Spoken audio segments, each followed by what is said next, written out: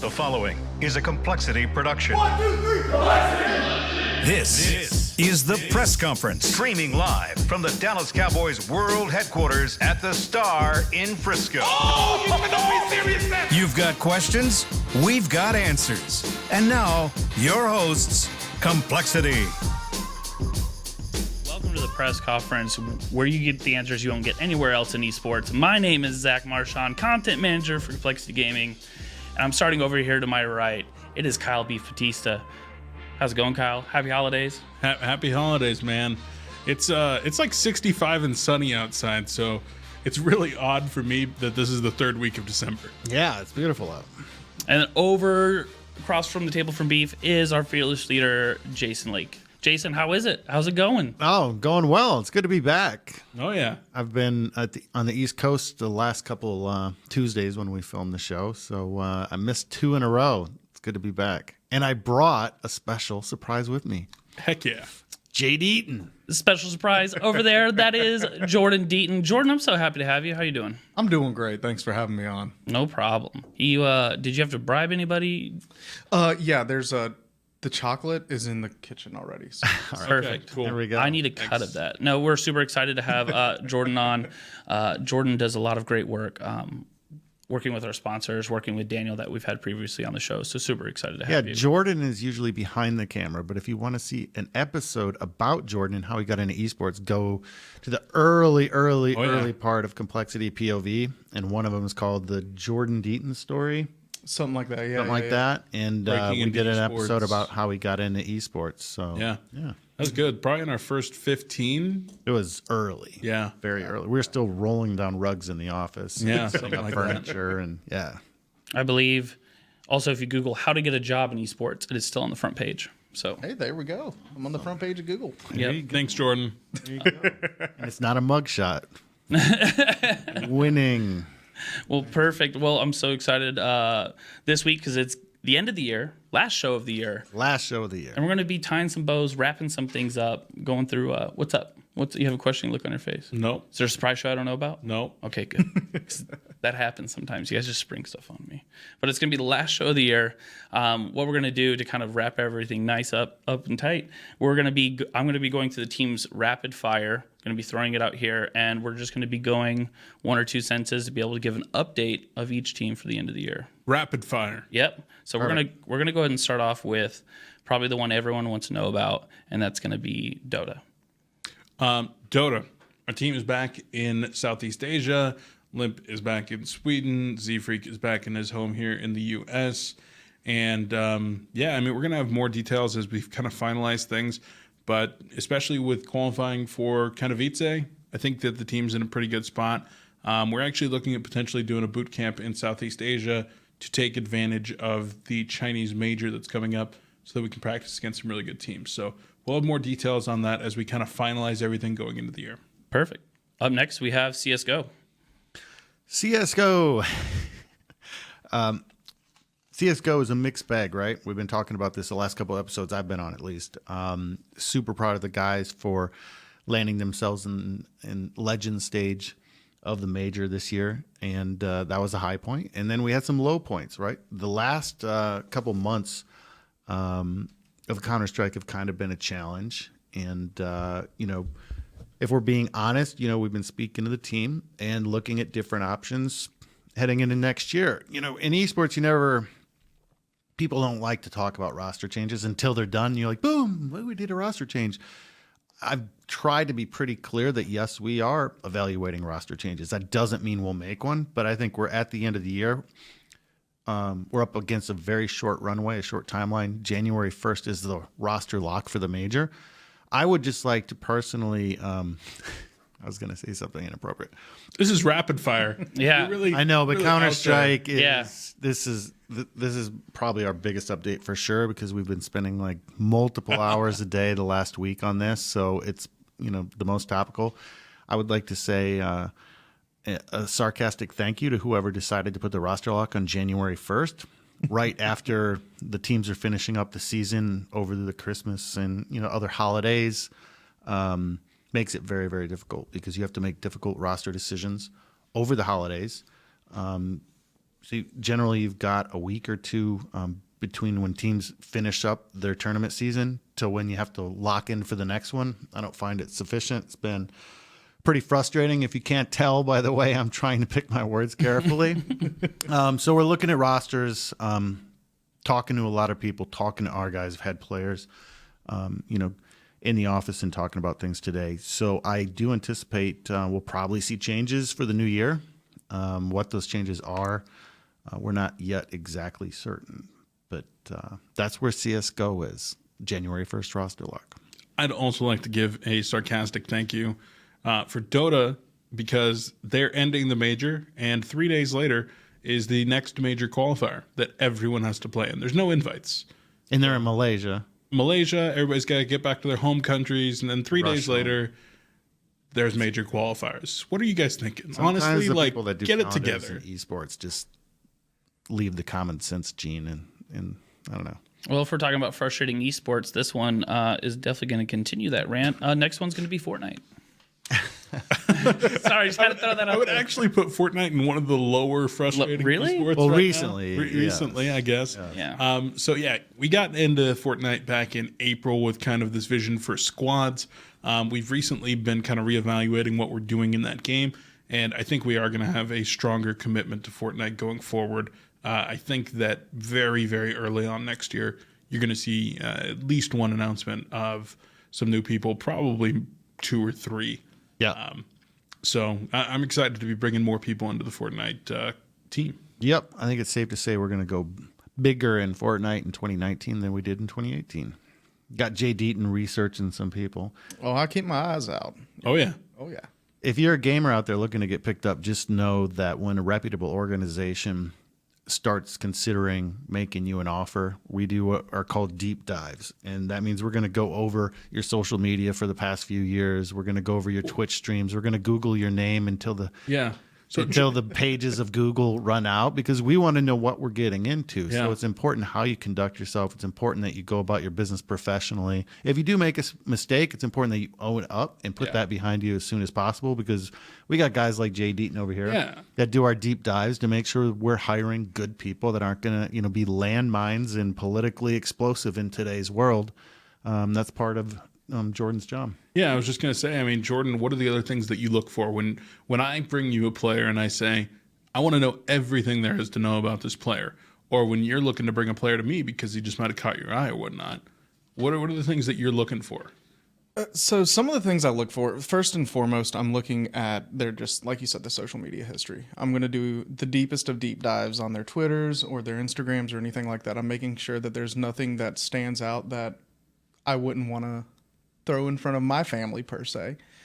Second thing, I'm looking, just researching your name. I'm looking for VODs of you. I'm looking for anything that I can get to get an idea of who you are. Reddit threads? Reddit threads are where I live. I think I went through, there was somebody I did a deep dive on a little bit ago, and I read through about 170 Reddit threads. Holy moly. Looking for this person and like evaluating where their stance was within the community. So yeah, we dive deep. We do. I remember you came over to my office and you're like, Zach, look at all this stuff I have to look up. And I was like, are those even words? Like, what? Why are you looking this stuff up? He's like, now it stops here. Can't tell you anymore. Walked away. I was like, geez, Jordan, get deep. There's been a number of times where we think we have a really good candidate for a player, and we throw it over to Jordan. He finds something from 4 years previous, and we're just like, can't do it. Yeah. Need to associate with people with high character. And even if it was a long time ago, there's never been something sufficiently to address a change. They never deleted it. Like, if you're a changed person, at least delete it. Like, erase that part of your previous life. Yeah.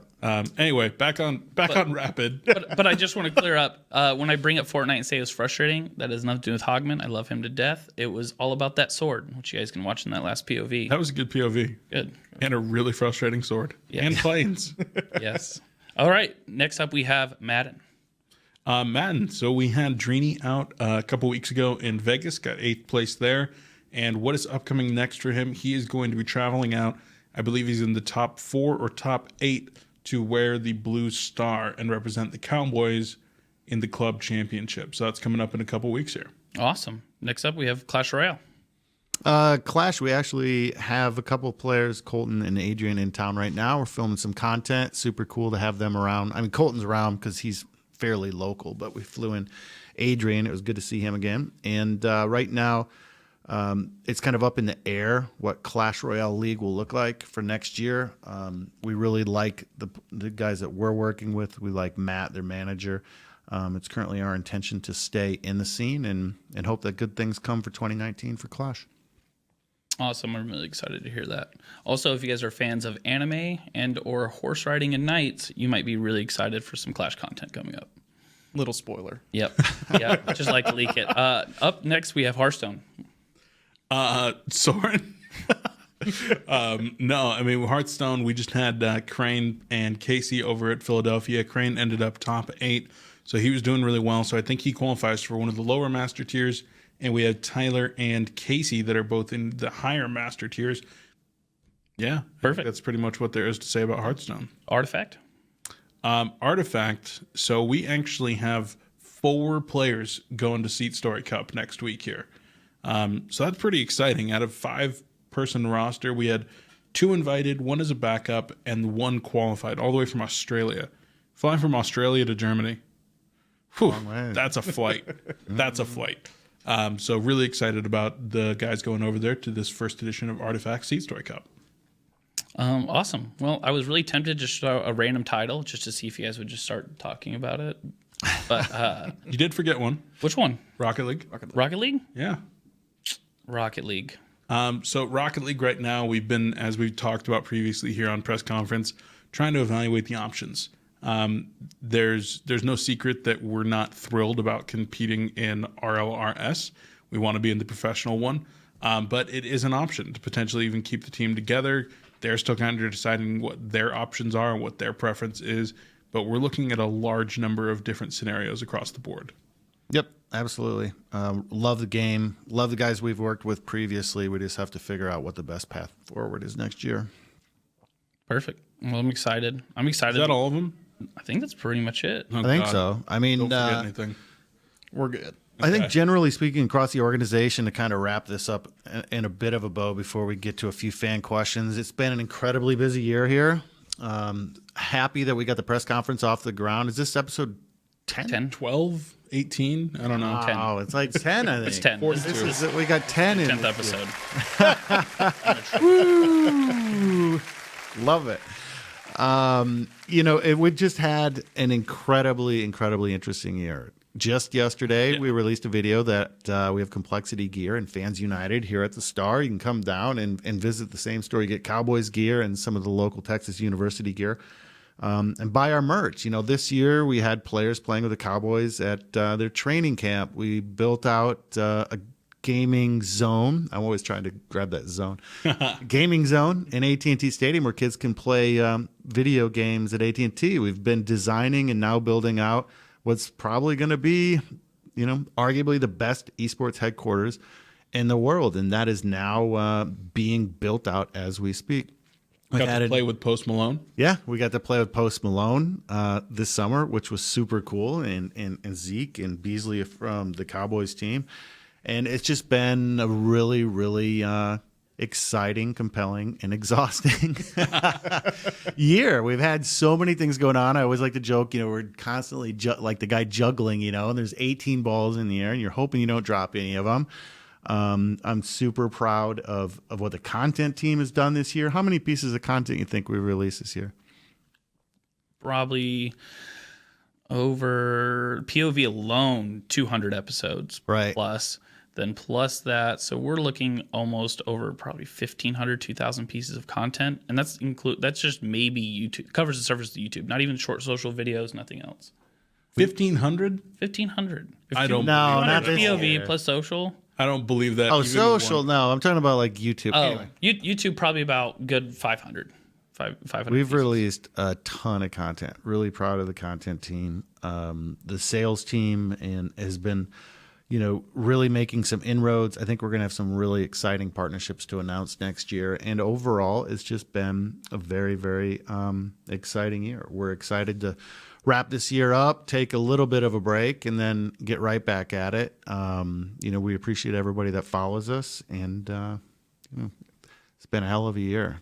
I think 2019 is even going to be better. Heck yeah. So wrap up that part of the show. We can hammer a couple questions, but it's been something else. Yeah, super excited. I think it's actually closer to 400, but you know what? Every piece of content always pushes the limit for me. So make sure you guys tweet at us every single week at hashtag coLPC. We're every single week here on the press conference. You guys tweet it, you guys write it, you guys send it in a message in a bottle, throw it in the river. We're going to read it here on the press conference. So first up, we have McNeirly. It doesn't sound like there is a standard day at the office for you all. You can say that again. How do you cope with the stressors of the job? Do you feel any additional responsibility to keep your teams from experiencing burnout? I'm going to go ahead and turn that over to Lake. Yeah, I think that's a really good question. Yeah. And there certainly is not a standard day at the office. We're just really excited to have an office because we operated over a decade on like Skype back in the day and IRC back in the really far back in the day. So we're excited to have an office. It takes a certain kind of person to work in this environment. Some people like predictability. Some people like, look, this is my day-to-day, boom, boom, boom. It's predictable. I'm in, I'm out. I go home, I don't think about work. Esports is not that job. Esports is 24/7, 365, all around the world. We might work on Christmas Day because there's parts of the world that don't celebrate Christmas, right? We might work on our birthdays late at night because something catches on fire, and that's just the reality of this business. But most of the people that I've found are successful in esports thrive on that kind of thing. Kyle and I were just driving over here to the studio, and I was like, dude, you've had like 18 meetings today. You sent out 45 emails. Like we just had players in the office from multiple teams. Like we're in this stressful situation with a couple of the rosters. And I was like, it's just something else. It never stops. And he's just like, I love it. He's like, if it gets too slow at all, like I get anxious. I like it really fast. I'm like, that's why you're my right-hand guy, man. Because there are no 2 days exactly the same. And if you walk in the office thinking like, oh, this will be a slow day, it's usually when stuff catches on fire and it's crazy. But what do you think? To add on to that, I know a lot of our guys are relatively physically active. That's one of the ways that people burn stress. A lot of us play video games, which can be either stress burning or stress additive. But for myself, I'm not shy about it. I go to therapy. I'm a huge advocate of talking to somebody in any way that's possible. I've worked with the guys over at Anxiety Gaming before to kind of spread that message. It helps. Talking about things, it de-stresses, it enables you to process properly and provide closure. So I'm a huge fan of just therapy. 100%. And that's kind of a sneak peek at one of the initiatives we want to pick up next year is, we want to try to figure out a way to come alongside mental health groups. Yes. As kind of part of our charitable initiatives and outreach. And we haven't quite figured out how we're going to do that, but we really think that's something that's relevant to gaming. I was just talking to Peter, our IGL in Counter-Strike today about what I think the value of exercise is, like he alluded to. I'm a really big believer you have to really take care of your body. You have to get in the gym. You have to work out. You have to exercise, burn off that stress. And I think that's one way we recommend our gamers kind of handle the pressure, handle the lifestyle of traveling around the world, and it can be difficult. So we always encourage them as much as possible to take advantage of the free gym memberships that we offer and take care of themselves. I know one big de-stressor recently that the office is partaking of is Smash Brothers. Well, it's been de-stressor for most, stressor for me. So I've been venting to my wife a lot about Smash Brothers. I've been working out more because I keep losing at Smash Brothers. But that's kind of been my what I've been working on lately. I haven't played since that fateful semifinals. Well, I don't know if we can talk about it, but I might tweet about it later. But Patrick has been dethroned since that video. So when's that video coming out? It actually came out today. Really? Yep. That was an hour ago. All right. I haven't seen it. Yep. It's been a busy day. And then we have the POV coming out, which actually there's some really good behind the scenes the next day right after that. So next question we have is from TysonPFitz. This one's really interesting. I want to actually get everyone's reaction on this one. I'm going to start over here to my right with Beef. Beef, how often is Mr. Lake in the office a week? No, I put you in a rough spot, bud. I'm sorry. I just wanted to hear it. I mean, I think for Jason, the world is an office. And with the responsibilities of a CEO, and especially as the face of a company, you're required to travel a lot. And sometimes that means you have meetings in the morning, so you might be working from home, or you're over here at the Star. So I can't really speak to just the office. Because if you're talking about just the office, it's not a proper representation. But, I mean, you're working. In jobs like ours, he hit the nail on the head. Like, when I wake up, I check my email. Yeah. And when I go to bed, I check my email and Twitter right before I go to bed. And it never really stops. Sometimes we're here at the Star like we are now. The last couple weeks, been in the East Coast twice. It's just 24/7, 365. And if I'm in London with the Counter-Strike team, I'm, generally on the phone in the middle of the night dealing with something back here. So I try to get in the office. I like being in the office, and it's nice to be able to walk into people's rooms and holler, Jay Deaton, and what are you working on, and get things done. But it's not a position where your 9-to-5 job is just not that. No, absolutely not. And it's random too. It's not like you're traveling every weekend. It's sometimes exactly 4 times a week or twice a week. It's constantly random. Yep. So it's a treat when you're. And both Kyle and I have found sometimes that we can get more work done if we spend 2 hours at home in the morning, where you're just like zoned in and hammering through contracts and hammering out things. Because once I come into the office, I try as much as possible to have an open door policy, which is people is wandering in all the time. Hey, how's it going? And I want that camaraderie, but it can be real distracting. So there's times we'll come in mid-morning, but it's not that we're sitting at home watching cartoons. It's, 6 a.m. when I wake up, I'm working and I'm checking emails. I like to try to see my kids off to school. That's important to me. It's a nonstop. Yeah, job. I would say for me, I end up being in the physical office probably 9:30 to 6 most days, maybe give or take a little bit there. But I think I generally am in work mode from about 8 a.m. till about 11, maybe midnight some days. And most of the time, that's not 100% work, of course. Yeah. But it's like being on call, essentially. Yeah. Yep. Absolutely. I will say having a 5-year-old, I do like to stay at the office a little bit longer to get that work done. I tried working from home late in the day. You're in a different place. You get a crayon shoved in the ear, or you get like, Dad, I broke something, and I was supposed to be watching. I remember her. those times. Yeah, so Many years when I was running compLexity, I was getting crayons shoved in my ear, and I know exactly what you're talking about. Yeah, I'm at the office, babe. My hands are clean. This next question, I'm interested to hear some insight from you, Jordan. Okay. This is from Ronan. From the organization standpoint, what is the best approach for streamers and players to contact a globally known organization like yourself? The best way is to email us at contact@complexitygaming.com. So I want to elaborate on that. Okay. Give us information. Do not just email and say, I have a stream. Can I be a stream for you?" streamer? What's your requirements? I don't know your name. I don't know your stream, your social media. I don't know anything about you. I don't know what games you're playing. I don't know your history. Email. Send us an esports resume. The important thing I was going to say is that email is your resume. Mm-hmm. And so just as you would treat any other job, if you've applied to a real world job, you send out a resume and you want to represent the best version of yourself. And so make sure you're doing that, not just something where I have to go, okay, your name is something gaming. Okay. And people would be surprised how many we get like that. It's just like, it's multiple per day. Seriously? I would say we probably get about 100 a week, just general applications. And of those, at least 50% do not have anywhere near the requisite amount of information. The amount of ones that I get that actually tell me who you are, what your goals are, what you're doing, tell me all the information I need to know about yourself. The number that hit that actual threshold is I'd 5%. Say 10%, yeah. And those ones are the ones that I read.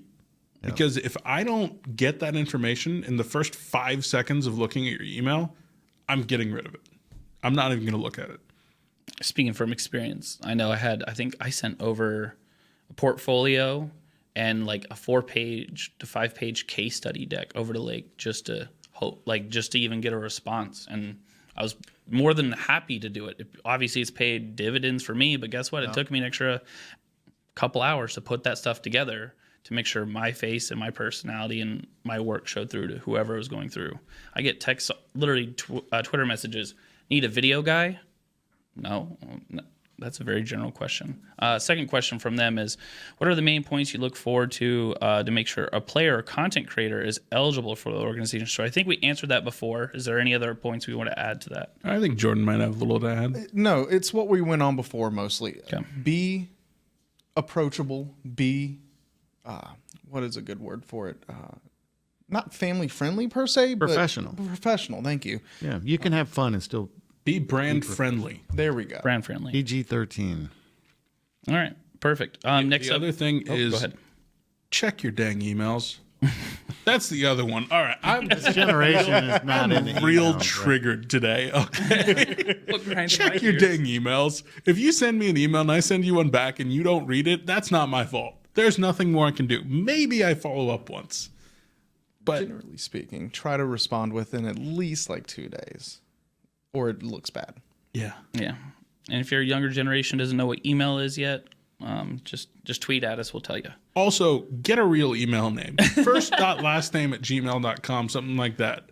If I find another like Booty Assassin 69 or something like that that's applying to be like an employee, Okay. It's funny because it happens like every day, you know. There's some people that I look at that like their profile pictures, like it's a professional name, profile picture is really messed up. The one other thing I would say, and it's something that it's very intangible, but just having the hustle in you, having the wherewithal to be shooting for it instead of just trying to sit back and let something come to you. Exactly like you were talking about, making sure that you're putting your best forward foot out there. Yep. It was Abraham Lincoln said, if I'm ever going to chop down a tree, 3 hours to chop down a tree, I'm going to spend 2 of it sharpening my axe. So preparation is really good. and to be clear, that deck that you sent through is what got you an interview, 100%. Yeah. It was not the chocolates I sent or gift cards. Up next, we have from King Monsta. King Monsta, thank you again so much for sending something this week. Obviously, expectations are always high for the CS team, but with some disappointing performances towards the end of the new year, what are the expectations going forward? I know we already answered this, but King Monster, I just want to let you know that we are reading your tweets. You can expect changes. Perfect. Up next, we have Brinker on Discord. After episode 9, speaking at the end of Battle Royales and Cole's typical history of being meticulous and selective into an This is extent a of... ridiculously long question, It is. so I'm going to shorten it. You're good, thank you. His Thank you thoughts for saving are, me. what are your thoughts on Team Liquid getting into a very early development blackout game?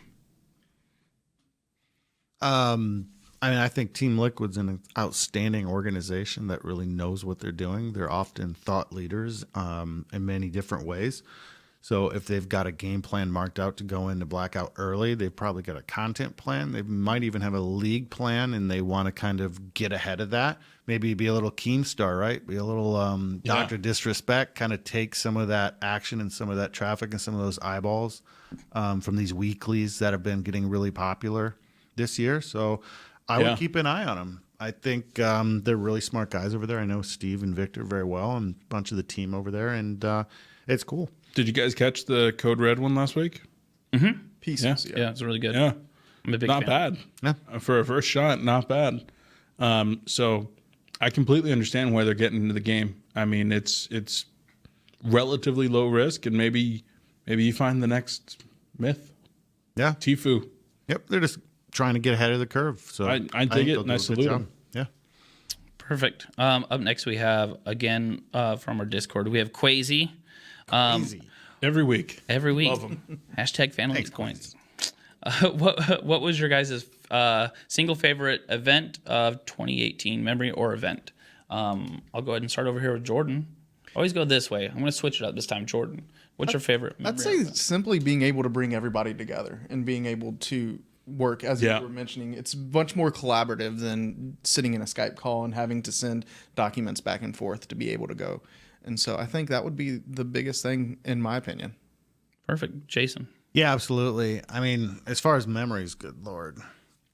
it is tough, but the early days of setting up the offices and carrying in rugs and building desks and hiring more people, that was cool. As far as my favorite events, definitely the major, making the major and going to London and watching all that. There were some cool events that we took part of this year for sure, but it's kind of tough for me to top that. But like I talked about earlier, it was an amazing year. To like put a finger on one memory would be pretty difficult for me. There's been so many, like we talked about earlier. So I feel very blessed heading into to the end of the year. Truth be told, we still feel a great burden of gratitude when you're grateful for an opportunity. And I think everyone in complexity is grateful that we have this opportunity. You feel a burden to really do your best. You feel a burden to bring your best every day, to close the deals you need to close, to provide championship gaming entertainment, to hopefully hoist trophies, to all the things that we do day in and day out, week in, week out, to do them with excellence. And, it is a lot of pressure on a lot of people. I think 2019 is going to be a really big year for us. And I think we're going to make a lot more good memories next year. Kyle? I think that on the competition side, the major, no doubt. On the broader side, I think after a year of work in designing the HQ and going through all those different steps, walking into so that much work. building the first time and seeing a wall go up, I was just like, I had to take a moment to kind of collect myself. It was special. Yeah, it's pretty neat seeing that being built out. Yeah, and like you said, incredibly grateful to have the support to build something that we're really hoping is gonna kind of define the space for a bit here. One of my favorite moments was The lightsaber video. that was great. BB-8 video. Come on, guys. If you want to see a real freaking On gem, Star Wars Day. yeah, there's a May the 4th. Dude, that video didn't get enough credit because we even took a jab at H1Z1 League and we were right. Yeah, I was. We need got to to- do more videos like that. Those Yeah, we were do. fun. Yeah. Zach is really good at coming up with funny, quirky videos. We've just been so slammed. I know. That was a great one. I think sometimes someone was like, "Can we do a fun video yet?" I was like, "My mind can't even think of fun at this point." But it's okay. We're gonna do something. That's what New Year resolution. That's it. More fun videos. That's right. One of my favorite moments was, I have lots, but I remember, I think it was right before we played big. I think Jason had just come in from the gym because you had your jacket on, your big workout jacket. Me and Patrick are sitting at the front by the door, and me and Patrick were talking, and Lake just opened the door, and we're like mid sentence. We're so in our conversation we didn't even see him, and he just comes in and just like bear hugs us. And we're like, "What's up?" We did more like this. "What's up, Lake?" He's just like, "I just love you guys. Today's a great day." And then he releases us, and then he goes and hugs everyone else in the office. Everyone's like, "You excited for the match today?" He's like, "Dude, win or lose, I don't care. I'm just so happy. But we're gonna win today." And then it just was like the best morning ever, most peaceful thing ever. And then I think after that we played G2. So I think just the success we've had, even in COD, even watching COD Champs, I think was a lot of fun. How that kind of brought the office together. And then obviously working with Marco and Jason and the rest of the content team, Patrick, Paul, and Sean on Resurrection, just having so many minds on one project is always fun. And then That was watching with very people. Cool. Very cool. You guys did such a great job with that. One other one, when we brought 5 of our teams together to give kind of a player workshop up in the Optum room above us. That's a POV episode as well. Yep. It's called Leadership and Legacy. Yep. That's when I found out Jason was a really good singer. All right, next question that we have Jeremiah was a bullfrog. is from FireAlarm. We have, what advice would you give to someone in high school that is trying to enter into the industry? We've covered a lot of this FireAlarm, but we'll make this quick. Of someone specifically in high school, Beef, what advice can we give that we haven't given already? Make yourself well-rounded. I hate seeing kids that they're like, I've got godly aim, and that's it. I want somebody that's been a leader. I want somebody that can communicate well. I want somebody that's able to think critically and make dynamic plays. All these things are being taught to you in various ways in high school, even if it's not immediately apparent to you. You're learning different things. As long as you're a well-rounded player, you are so much more valuable than somebody that's just an aimer or has perfect mechanics. So be well-rounded. Don't only focus on gaming. Yeah, I'd say put yourself in situations to grow. Like everything I know about making content and being a manager didn't come from making videos when I was a kid. It was playing hockey. Jordan? I would also say it's something that's not really acknowledged a lot, but being open to teaching somebody else teaching you, seeking out mentorship, seeking out abilities to grow, I think is something that's missing a lot of times. For sure. Network. We get asked this exact question quite a bit, not the high school part necessarily, but how do I get into esports? How do I make a place for myself in the industry? I've tried to address these. There's an old podcast series I did called The Executives. That's on the compLexity Gaming YouTube channel. You can find that if you really want to study different parts of the industry and what we have for suggestions. Last year and the year before, I wrote some articles. So you want to work in esports and things like that are on my Facebook, Jason B.W. Lake. Just some resources because we get asked this type of question so often. You can go, and if you want to spend the time and dig into that. But my one recommendation, just being a network, get to as many events as you can. Professionally engage in the chatter on social media. People just start to recognize your name like, hey, this guy's pretty invested and he has, quality things to contribute to the conversation and go from there. Get involved at some level, even if it's, volunteer work, even if it's working in the community and it's not necessarily like you're getting paid as a career. You kind of have to figure out somewhere to get your foot in the door and grow from there. You'd be amazed how open the industry is to, once you have your foot in the door, then you can kind of branch out and go wherever you want. Absolutely. I mean, I think both Jordan and myself are kind of reflection of that. I got in as a broadcaster and moved into management. And Jordan he got a resume to Jason. That was it. He was at an event. Go watch that POV. Yep.